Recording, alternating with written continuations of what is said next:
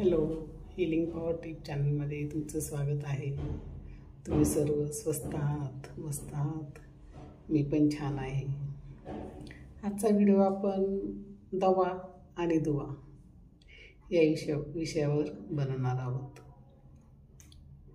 आता दवा म्हटलं म्हणजे आपलं काही पण आजार असो, काही पण त्रास होत असो, आपण दवा घ्यायला म्हणजे औषध घ्यायला सुरुवात करतो. डॉक्टरकडे जातो, मग मेडिकलमधून मेडिसिन घेऊन आपण ती सुरुवात करतो. आता समजा आपल्याला त्या मेडिसिननी फरक नाही पडला तर आपण लेस मेडिसिन चेंज करतो. म्हणजे आपण समजा आयुर्वेदिक घेत असलो तर मग आपण ॲलोपॅथिक घेतो. ॲलोपॅथिकने नाही फरक पडला तर मग आपण होमिओपॅथिक घेतो. असं आपण याने नाहीतर त्याने नाहीतर याने असं बदलत असतो आणि आपल्याला बरं करण्याचा प्रयत्न करत असतो. आता काही वेळेस काय होतं की हे आजार इतके बळवतात, म्हणजे इतके शेवटच्या याला जातात की माणूस 2 वर्ष 2 वर्ष 6 महिने अंथरुणाला असतो, दवाखान्यात असतो. मग त्यावेळेस हे औषधं खाऊन खाऊन माणूस एकदम कंटाळलेला असतो. आणि मग आता डॉक्टरचे पण प्रयत्न हे झालेले असतात. मग डॉक्टर त्यावेळेस सांगतात की आता तुम्ही घरी घेऊन जा, मग यांची सेवा करा. मग आता बघा, देवाला प्रार्थना करा, आता देवच यांना वाचवू शकेल असं सांगतात ते. तर आता मग त्यावेळेस काय होतं ना, त्यावेळेस आपल्याला दुवाची खरी गरज पडते. मग दुवाची गरज पडते तर कशी, मग त्यावेळेस जो माणूस आजारी असतो त्यांनी एवढे औषधं खाल्लेले असतात, त्या माणसाच्या मनामध्ये एकदम परिवर्तन होतं. तो औषधांवर विश्वास नाही ठेवत, मग तो लगेच देवाचा धावा करतो. मग देवाचा धावा करतो, मग तो रोज देवाला प्रेयर करतो की मला बरं कर देवा.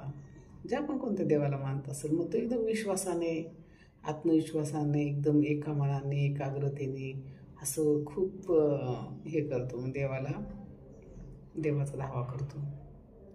तर मग असा हा देवाचा धावा करताना त्या माणसाला अचानक असं हे म्हणजे असं वाटायला लागतं का आता आपण बरं होतोय. कारण हा केलेला धावा त्याने एकदम मनापासून असतो केलेला धावा. मग त्याच्यामुळे काय होतं, तो माणूस आपोआप बरा व्हायला लागतो. तर आता तो आपोआप औषधं न घेता बरा होतो, फक्त प्रेरणी आणि देवाचा धावा केल्याने. तर हे काय होतं, हे कसं घडून येतं, तर हे बोलत असताना आता आपण कधी निगेटिव्हच आजारी असलो का मग आपण सारखं रडतच असतो, माझं हे दुखतंच, माझं हे काय बरंच नाही होत, माझं असं आपण निगेटिव्ह बोलत असतो. पण ज्यावेळेस तो देवाचा धावा करतो त्यावेळेस तो देवाला म्हणतो, देवा मला बरं कर, मी बरा झाले, मी ठणठणीत असं बोलतो तो. त्यावेळेस काय होतं, त्याचं अंतर्मन ऐकतं आणि अंतर्मनाला फक्त भावना कळतात आणि होची भाषा कळते. येस, हेच कळतं, नाही कळत नाही त्यांना. आपण जे निगेटिव्ह बोलतो ना, ते पण ते होमध्येच हे करतात अंतर्मन आपलं.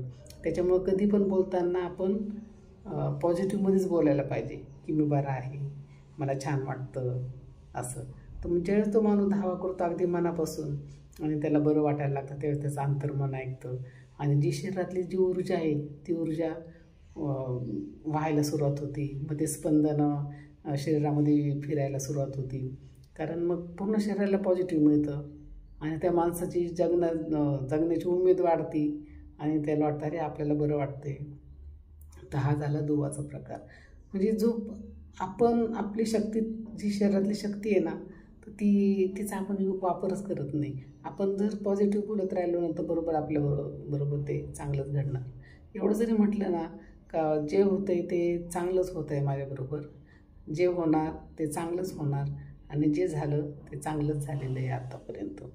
हे 3 वाक्य जर तुम्ही रोज बोलले ना तरी तुम्हाला फरक जाणून येईल.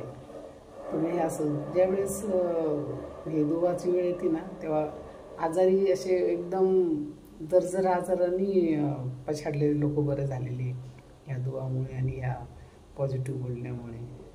तर अशी ज्यावेळेस दवा काम करणं बंद करतं ना, त्यावेळेस दुवा कामात येते. त्यावेळेस मग ही दुवा हे आपण असं बोलायला पाहिजे, पॉझिटिव्ह वगैरे. मग त्यावेळेस आणि मग आपल्याला मग त्यावेळेस सर्व आठवतं, आपण कोणाशी कसं वागलो, काय वागलो. मग ते आपण आपल्या अंतर्मनात आपण चांगलेच विचार करतो. मग ते त्यांचा पण आपल्याला आशीर्वाद दुवा लागतो आणि आपण बरे होतो. तर आजचा व्हिडिओ हा तुम्हाला कसा वाटला मला नक्की कमेंटमध्ये सांगा आणि चॅनलला लाईक करा, शेअर करा, सबस्क्राईब करा. Thanks for watching. God bless you.